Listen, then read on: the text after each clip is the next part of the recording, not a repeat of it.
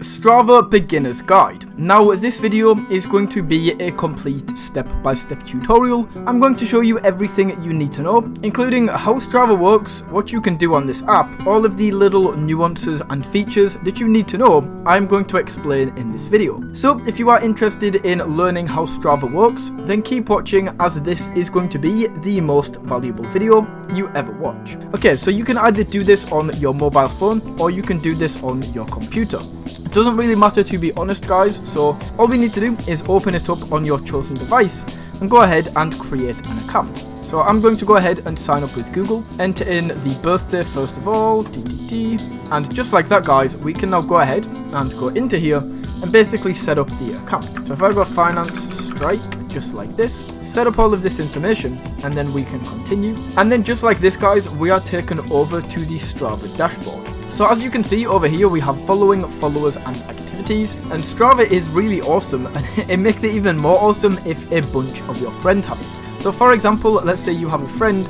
called Mike Johnson, probably the most generic name I could think of. And you can see, look at this guys, Mike Johnson, there's a bunch of Mike Johnsons. But imagine this was your friend in real life. You can go ahead and follow this guy. He can follow you, and then this is going to update you with his different runs, his different bike rides, and all of that good stuff. So we can see here all of the activities for this guy in August 1st to August 7th, so this is in the past week. We can see he has travelled 114 miles over 11 hours, and this is 3,600 feet. We can also take a look at his last rides right here. So his last ride was 65 miles right here, which is pretty impressive. Wow.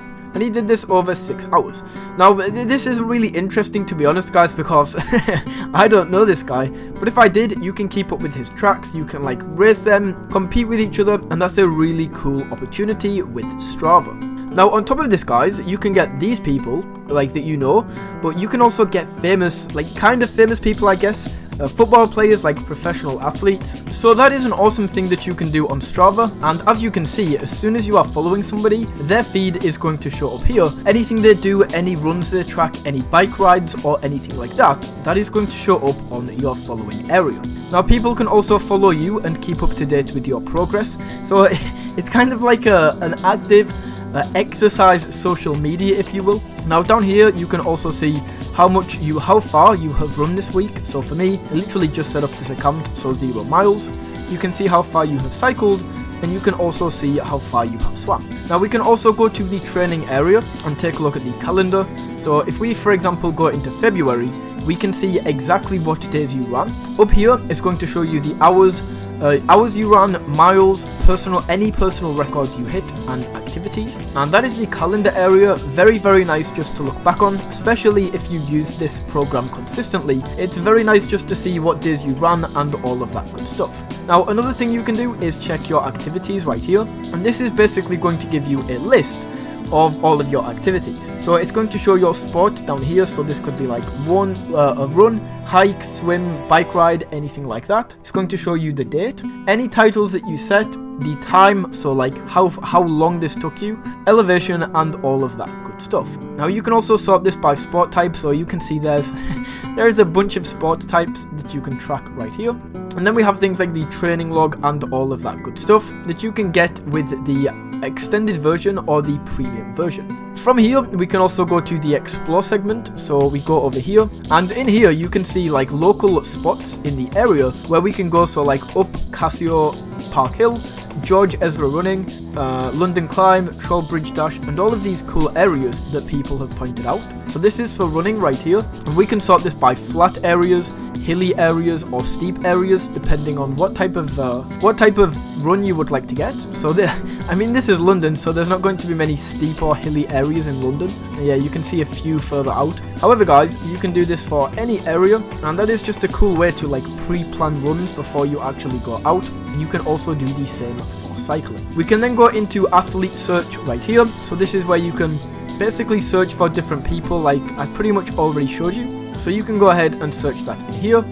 clubs. So we can search for a club above. Let's just try London like this, and then we can see there's a bunch of London clubs where you can basically join. I'm not sure I'm not sure how happy they would be if you just randomly joined their club.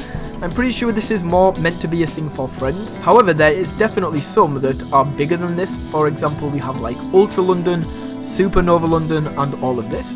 And if we take a look into this area, we can see there is leaderboards. So this is like really where it gets competitive. And we can see this week's leaderboards right here, how many runs there have been on, the average pace, the miles, and all of that good stuff. So we can see one, and I guess this is really going to motivate you to like beat people and absolutely crush the competition. You can see people's recent runs. So for example, this guy at 7:21 AM went for a run around this area, and we can go down and basically see where everybody has been running. Now we can go back out of this, go down to apps right here, and this is basically some of the apps that you can get that can integrate with Strava. Not really too much to worry about right there. And then the other thing that we have is the current challenges. Now we have a bunch of challenges right here, and these are the current challenges that are on Strava. So you can see how many of your friends have joined.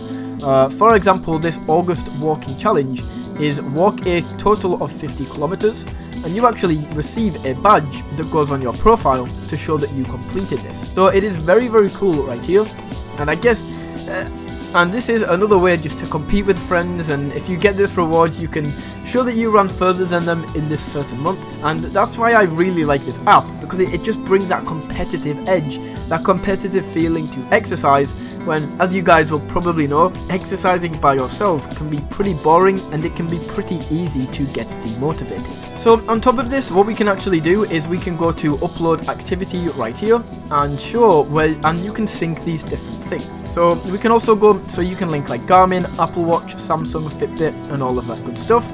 You want to do this on your phone, like you can't really link this through your computer, so that is one of the things you need a phone for. You can also manually upload here. So if I just say, I guess this is a little bit of a downfall to Strava. So I could literally say I ran like an unlimited amount of miles. Okay, so that's too many, but let's try this. Okay, so I ran 99,000 miles, and this took me 5 seconds. The elevation was like a ridiculous amount as well. Like this was, like, you guys get the idea. We can just really mimic this and turn this into something it isn't. And I guess that is the only downside to using Strava and the competitive nature of this. Like you can say that this was easy and all of that good stuff. And look at this, literally on my profile right now, I ran this distance in 5 seconds, and it's going to show this to everybody, which is pretty crazy, right? Like I could top leaderboards with this score. I could, like, you guys get the idea. It's pretty bad. However, I see why they've added this feature in, because if you've gone on a run without your phone, you can still add it in later. And I guess, like they said, if you cheat, you only really cheat yourself. However, that is something to be aware of. So guys, that was the Strava beginner's guide and how you can use Strava. Now, if you found this video, if this video helped you or you found it valuable in any way, don't forget to smash that like button and tap that subscribe button. And until next time guys, take it easy.